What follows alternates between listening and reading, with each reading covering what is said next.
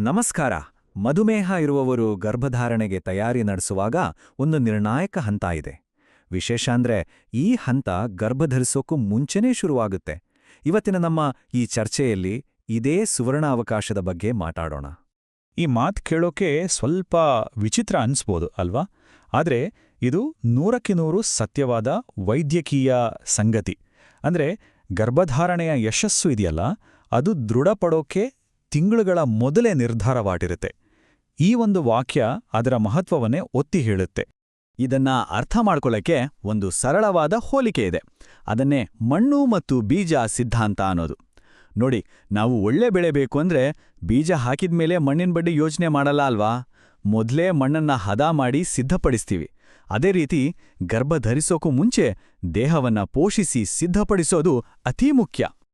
ಸರಿ, ಹಾಗಾದ್ರೆ ಸಮಸ್ಯೆಯ ಮೂಲಕ್ಕೆ ಬರೋಣ. ಗರ್ಭಧಾರಣೆಯ ಆ ಮೊದಲ 8 ವಾರಗಳು ಅಂದ್ರೆ 2 ತಿಂಗಳು ಯಾಕೆ ಅಷ್ಟೊಂದು ನಿರ್ಣಾಯಕ ಅನ್ನೋದನ್ನ ಮೊದಲು ತಿಳಿದುಕೊಳ್ಳೋಣ. ಈ ನಿರ್ಣಾಯಕ ಪ್ರಕ್ರಿಯೆಗೆ ಒಂದು ವೈದ್ಯಕೀಯ ಹೆಸರಿದೆ, ಆರ್ಗನೋಜೆನೆಸಿಸ್ ಅಂತ. ಅಂದ್ರೆ ಅಂಗಗಳ ರಚನೆ. ಇದು ಗರ್ಭಧಾರಣೆ ಖಚಿತ ಆಗೋಕ್ಕೂ ಮೊದಲೇ ನಡೆಯೋ ಒಂದು ಅದ್ಭುತ ಹಂತ. ಈ ಸಮಯದಲ್ಲಿ ಮಗುವಿನ ಹೃದಯ, ಮೆದುಳು, ಬೆನ್ನುಮೂಳೆಯಂತಹ ಪ್ರಮುಖ ಅಂಗಗಳಿಗೆ ಅಡಿಪಾಯ ಹಾಕಲಾಗುತ್ತೆ. ಈಗ ನೋಡಿ, ಈ ಸೂಕ್ಷ್ಮ ಹಂತದಲ್ಲಿ ತಾಯಿಯ ರಕ್ತದಲ್ಲಿ ಸಕ್ಕರೆ ಪ್ರಮಾಣ ಹೆಚ್ಚಿದ್ರೆ ಅದು ವಿಷದ ಹಾಗೆ ಕೆಲಸ ಮಾಡ್ಬೋದು.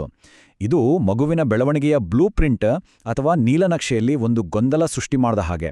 ಇದರಿಂದ ಅಂಗಗಳ ರಚನೆ ಸರಿಯಾಗಿ ಆಗದೆ ಹುಟ್ಟುವ ಮಗುವಿನಲ್ಲಿ ದೋಷಗಳು ಕಾಣಿಸ್ಕೊಳ್ಳೋ ಸಾಧ್ಯತೆ ತುಂಬಾ ಹೆಚ್ಚಾಗುತ್ತೆ. ಹಾಗಾದ್ರೆ ಈ ಅಪಾಯವನ್ನ ಅಳೆಯೋದು ಹೇಗೆ? ಅದಕ್ಕಾಗಿ ಇರೋದು HbA1c ಪರೀಕ್ಷೆ.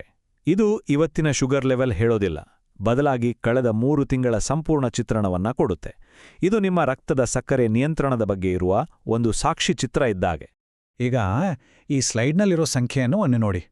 ಇದು ನಿಜಕ್ಕೂ ಆತಂಕಕಾರಿ. HbA1c ಮಟ್ಟ 11.5%ಗಿಂತ ಜಾಸ್ತಿ ಇದ್ರೆ ಗಂಭೀರ ಜನ್ಮದೋಷಗಳ ಅಪಾಯ ಸುಮಾರು 37.5% ಇರುತ್ತೆ. ಅಂದ್ರೆ ಪ್ರತಿ 3 ಮಕ್ಕಳಲ್ಲಿ ಒಬ್ರಿಗೆ ಅಪಾಯ.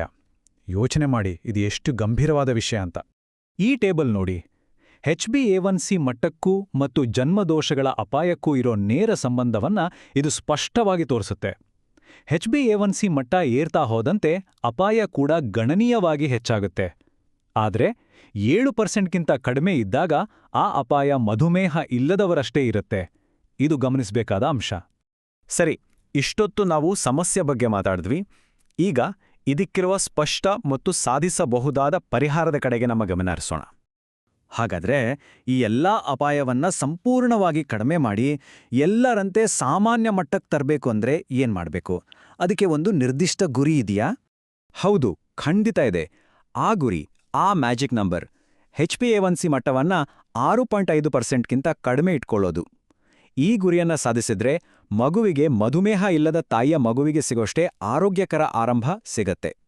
ಈ 6.5% ಅನ್ನೋ ಸುರಕ್ಷತಾ ವಲಯವನ್ನ ತಲುಪೋಕೆ 4 ಕಡ್ಡಾಯ ಕ್ರಮಗಳಿವೆ. ಇವುಗಳನ್ನ ಒಂದು ನಿರ್ದಿಷ್ಟ ವೈದ್ಯಕೀಯ ಶಿಷ್ಟಾಚಾರ ಅಂತಲೇ ಪಾಲಿಸಬೇಕು. ಈ 4 ಹಂತಗಳು ತುಂಬಾನೇ ಮುಖ್ಯ. ಮೊದಲನೇದು, HbA1c 6.5%ಗಿಂತ ಕಡಿಮೆ ಆಗೋವರೆಗೂ ಗರ್ಭನಿರೋಧಕವನ್ನ ನಿಲ್ಲಿಸಬಾರ್ದು. ಎರಡನೇದು, ಫೋಲಿಕ್ ಆಸಿಡ್ ಸೂಪರ್ ಡೋಸ್ ಅಂದ್ರೆ ದಿನಕ್ಕೆ 5 mg. ಇದು ಮಗುವಿನ ನರವ್ಯೂಹದ ಬೆಳವಣಿಗೆಗೆ ಅತ್ಯಗತ್ಯ. ಮೂರನೇದು, ವಾರಕ್ಕೆ ಕನಿಷ್ಠ 150 ನಿಮಿಷಗಳ ಮಧ್ಯಮ ವ್ಯಾಯಾಮ. ಇನ್ನು 4ನೇದು, ನಮ್ಮ ಊಟದ ತಟ್ಟೆಯನ್ನೇ ಬದಲಾಯಿಸೋದು. ಭಾರತೀಯ ಗ್ಲೈಸೆಮಿಕ್ ಪ್ಲೇಟ್ ಅನ್ನೋದು ತುಂಬಾ ಸರಳವಾದ ನಿಯಮ. ನಮ್ಮ ಊಟದ ತಟ್ಟೆಯ ಅರ್ಧ ಭಾಗ ಅಂದ್ರೆ 50% ಭಾಗ ನಾರಿನಾಂಶ ಇಡೋ ತರಕಾರಿಗಳು ಇರಬೇಕು. ಇದು ಒಂದು ಫಿಲ್ಟರ್ ತರ ಕೆಲಸ ಮಾಡಿ ಸಕ್ಕರೆ ರಕ್ತಕ್ಕೆ ಸೇರೋದನ್ನ ನಿಧಾನ ಮಾಡುತ್ತೆ. ಇನ್ನು ಉಳಿದ ಅರ್ಧದಲ್ಲಿ 25% ಪ್ರೋಟೀನ್ ಮತ್ತು 25% ಒಳ್ಳೆಯ ಕಾರ್ಬೋಹೈಡ್ರೇಟ್ಸ್ ಇರಬೇಕು. ಸರಿ, ಈಗ ಈ ವಿಷಯದ ಬಗ್ಗೆ ಸಮಾಜದಲ್ಲಿರೋ ಕೆಲವು ಸಾಮಾನ್ಯ ತಪ್ಪು ಕಲ್ಪನೆಗಳ ಬಗ್ಗೆ ಮಾತಾಡೋಣ.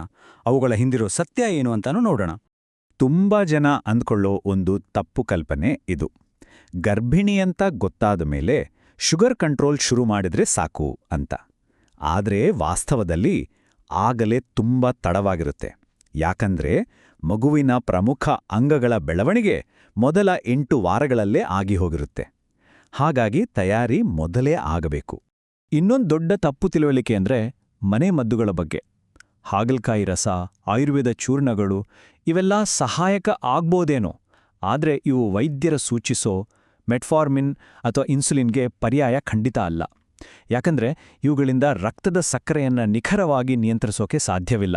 ಇಬ್ಬರಿಗಾಗಿ ತಿನ್ನಬೇಕು ಅನ್ನೋ ಮಾತು ಮೊದಲ 3 ತಿಂಗಳಿಗೆ ಅನ್ವಯಿಸಲ್ಲ. ಈ ಸಮಯದಲ್ಲಿ ಮಾವಿನ ಹಣ್ಣು, ಸಪೋಟದಂತಹ ಹೆಚ್ಚು ಸಕ್ಕರೆ ಇರೋ ಹಣ್ಣುಗಳನ್ನ ಜಾಸ್ತಿ ತಿಂದ್ರೆ ಶುಗರ್ ಲೆವೆಲ್ ಇದ್ದಕ್ಕಿದ್ದ ಹಾಗೆ ಏರಿಕೆಯಾಗುತ್ತೆ. ಇದು ಮಗುವಿನ ಬೆಳವಣಿಗೆಗೆ ತುಂಬಾ ಹಾನಿಕಾರಕ. ಇನ್ಸುಲಿನ್ ಬಗ್ಗೆ ಅನೇಕರಲ್ಲಿ ಒಂದು ಅನಗತ್ಯ ಭಯ ಇರುತ್ತೆ. ಆದರೆ ಸತ್ಯ ಏನ್ ಗೊತ್ತಾ? ಗರ್ಭಾವಸ್ಥೆಯಲ್ಲಿ ಇದು ಅತ್ಯಂತ ಸುರಕ್ಷಿತ ಚಿಕಿತ್ಸೆ. ಯಾಕಂದ್ರೆ ಇನ್ಸುಲಿನ್ ಜರಾಯು ಅಂದ್ರೆ ಪ್ಲಾಸೆಂಟಾವನ್ನ ದಾಟಿ ಮಗುವಿಗೆ ತಲುಪೋಲ್ಲ. ಅದು ತಾಯಿಯ ರಕ್ತದಲ್ಲೇ ಉಳಿದು ಸಕ್ಕರೆಯನ್ನ ನಿಯಂತ್ರಿಸುತ್ತೆ.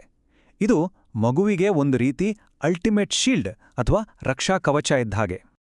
ಸರಿ, ಈ ಇಡೀ ಪ್ರಕ್ರಿಯೆಯನ್ನ ಒಂದು ಸಬಲೀಕರಣದ ದೃಷ್ಟಿಯಿಂದ ನೋಡೋದಾದ್ರೆ ಇದರ ಅಂತಿಮ ಸಾರಾಂಶ ಏನು?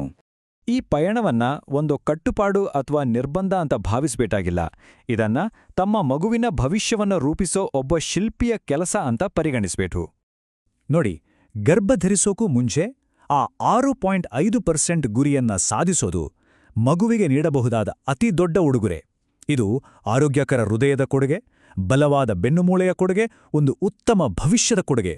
ಇದು ಕೇವಲ ಒಂದು ವೈದ್ಯಕೀಯ ಗುರಿಯಲ್ಲ, ಇದು ತಾಯಿಯ ಪ್ರೀತಿ ಮತ್ತು ಕಾಳಜಿಯ ಅತ್ಯುನ್ನತ ರೂಪ. ಹಾಗಾದರೆ ಈ ಎಲ್ಲಾ ಮಾಹಿತಿಯೊಂದಿಗೆ ಒಂದು ಆರೋಗ್ಯಕರ ಭವಿಷ್ಯವನ್ನ ನಿರ್ಮಿಸಲು ಇವತ್ತೇ ಇಡಬಹುದಾದ ಆ ಮೊದಲ ಹೆಜ್ಜೆ, ಆ ಮೊದಲ ಇಟ್ಟಿಗೆ ಯಾವುದು? ಈ ಪ್ರಶ್ನೆಯೊಂದಿಗೆ ಯೋಚಿಸಲು ನಿಮ್ಮನ್ನು ಬಿಡುತ್ತಿದ್ದೇನೆ. ನಮಸ್ಕಾರ.